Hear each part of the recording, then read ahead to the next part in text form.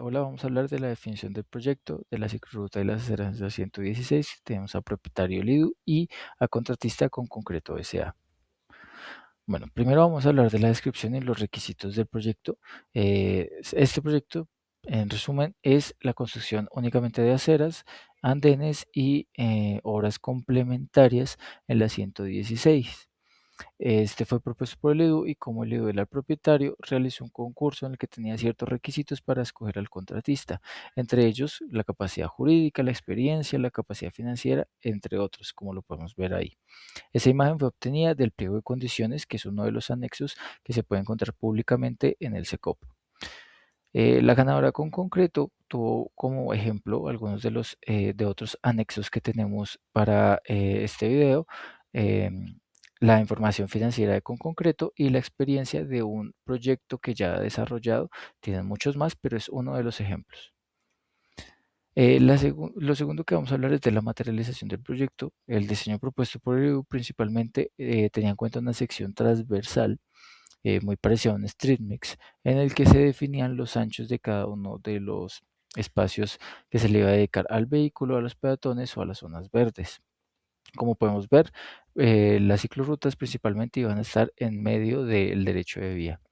Ahora, de acuerdo con esto, con concreto es una propuesta económica que básicamente fue un estudio de estimación y presupuestos en el que tenían en cuenta todos los costos de materiales, maquinarias, los gastos de administración, imprevistos y utilidades, entre otros gastos. Esta imagen que podemos ver abajo, que de pronto no puede ser muy clara, pero es un resumen de todos los gastos en ciertas fases del proyecto, como la fase de construcción, la fase de estudios, entre otras. Este también es uno de los anexos o ejemplos de referencias de este video. Ahora tres, vamos a hablar de las limitaciones. Este proyecto principalmente tenía como enfoque la construcción de andenes, que eran 50.512 metros cuadrados, 3.87 kilómetros de ciclorrutas y 8.390 metros cuadrados de espacio verde. Ese era el propósito principal del proyecto, no se pensaba otras obras más, y solo tenía como enfoque ayudar a 1.8 millones de personas que pertenecen a las localidades de Suba y de Usaquén. Em, Esta información fue obtenida por medio de un análisis del sector que se hizo en el IDU, que es uno de los anexos que tenemos desde el video anterior, y el artículo de la alcaldía que nos habla de los 10 proyectos del IDU que estaban haciendo para finales del 2020. Este proyecto, como se menciona, solo pensaba ayudar estas dos localidades y tratar de juntar con la autopista norte. No tenía ningún enfoque mayor. Ahora bien, para la gobernanza de los riesgos identificados, podemos ver que la gobernanza puede ser o de multiactor o contractual y matricial. Esto quiere decir que el dueño del proyecto tiene alta, bueno, entre mediana y alta gobernanza. Sin embargo, es multiactor ya que el IDU no era el único que contaba con las decisiones o la toma de decisiones para el proyecto, ya que también teníamos que tener en cuenta la Alcaldía de Bogotá, la Secretaría de Transporte, entre otras.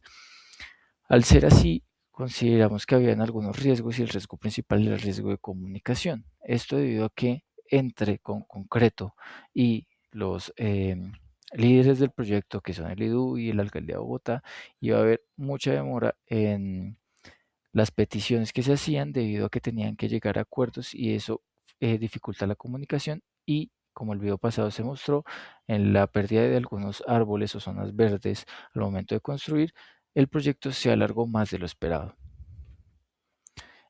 Finalmente, vamos a hablar de la reflexión que tenemos con la gerencia de proyectos. En la parte de la estructura de gobernanza dentro de un proyecto, como lo mencionamos anteriormente, podemos identificar con claridad cómo se divide eh, la estructura organizacional de un proyecto como tal.